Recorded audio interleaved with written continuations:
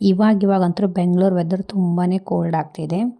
ಅದಕ್ಕೆ ಈವ್ನಿಂಗ್ ಟೈಮಲ್ಲಿ ಏನಾದರೂ ಬಿಸಿ ಬಿಸಿಯಾಗಿ ಟೇಸ್ಟಿಯಾಗಿ ತಿನ್ನಬೇಕು ಅಂದರೆ ಈ ಥರ ವೆಜ್ ಲೋಡೆಡ್ ಬರ್ಗರ್ನ ಒಂದ್ಸತಿ ಟ್ರೈ ಮಾಡಿ. ಮನೇಲಿ ಯಾವ್ಯಾವ ವೆಜಿಟೇಬಲ್ಸ್ ಇದೆ ಎಲ್ಲ ವೆಜಿಟೇಬಲ್ಸ್ನ ಒಂದ್ಸತಿ ತೊಗೊಂಡ್ಬಿಟ್ಟು ಚೆನ್ನಾಗಿ ವಾಶ್ ಮಾಡಿ ಕಟ್ ಮಾಡಿಬಿಡಿ.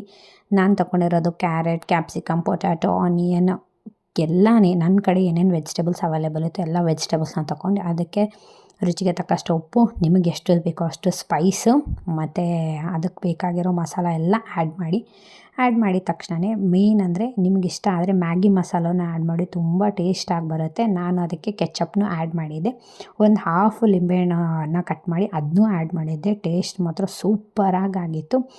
ಈ ಎನ್ವೈರ್ನಮೆಂಟಿಗೆ ಈ ಚಳಿಗೆ ನೀವು ಈ ಥರ ಬಿಸಿ ಬಿಸಿಯಾಗಿ ಮಾಡ್ಕೊಂಡು ತಿಂದರೆ ತುಂಬ ಚೆನ್ನಾಗಿರುತ್ತೆ. ಆ ಸ್ಮೆಲ್ಲಿಗೆ ನಮ್ಮ ಹಸ್ಬೆಂಡ್ ಬಂದು ಏನೋ ಟೇಸ್ಟಿಯಾಗಿ ಪ್ರಿಪೇರ್ ಮಾಡ್ತಿದ್ಯಾ ನಾನು ನೋಡ್ತೀನಿ ಅಂತ ಅವ್ರಿಗೆ ವೇಟು ಸಹ ಮಾಡೋಕ್ಕಾಗಿಲ್ಲ. ಅವ್ರು ಬಂದುಬಿಟ್ಟು ಫಸ್ಟ್ ಅದನ್ನ ಟೇಸ್ಟ್ ಮಾಡಿ ನೋಡಿದರು. ಬರ್ಗರಿಗೆ ನೀವು ಅಥವಾ ತುಪ್ಪ ಅಥವಾ ಬಟರ್ ಯಾವುದಾದ್ರೂ ಹಚ್ಕೊಂಡು ಎರಡು ಕಡೆ ಒಂದು ಸ್ವಲ್ಪ ಕ್ರಿಸ್ಪಿ ಮಾಡ್ಕೊಳ್ಳಿ. ಕ್ರಿಸ್ಪಿ ಮಾಡಿದ್ರೇ ಆ ಟೇಸ್ಟು ಚೆನ್ನಾಗಿ ಬರೋದು.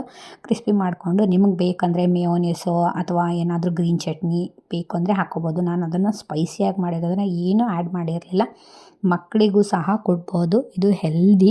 ಇದು ಬ್ರೆಡ್ ಬೇಡ ಅಂದರೆ ನೀವು ವೀಟ್ ಬ್ರೆಡ್ಡು ಸಹ ಟ್ರೈ ಮಾಡ್ಬೋದು. ಇಲ್ಲ ಅಂದರೆ ಚಪಾತಿಗೆ ರೋಲ್ ಮಾಡಿ ಮಕ್ಕಳಿಗೆ ಕೊಟ್ಟರೆ ತುಂಬ ಇಷ್ಟಪಟ್ಟು ತಿಂತಾರೆ. ನಾವು ಮರ್ಚಾಗಿ ಖಾರ ಹತ್ತುತ್ತೆ ಅಂದ್ಕೊಂಡೆ, ಬಟ್ ಅವ್ನು ಇಷ್ಟಪಟ್ಟು ಸೂಪರ್ ಆಗಿದೆ ಅಂತೇಳಿ ಅವನು ನಮ್ಮ ಜೊತೆ ಕೂತ್ಕೊಂಡು ಬರ್ಗರ್ನ ಎಂಜಾಯ್ ಮಾಡ್ದ.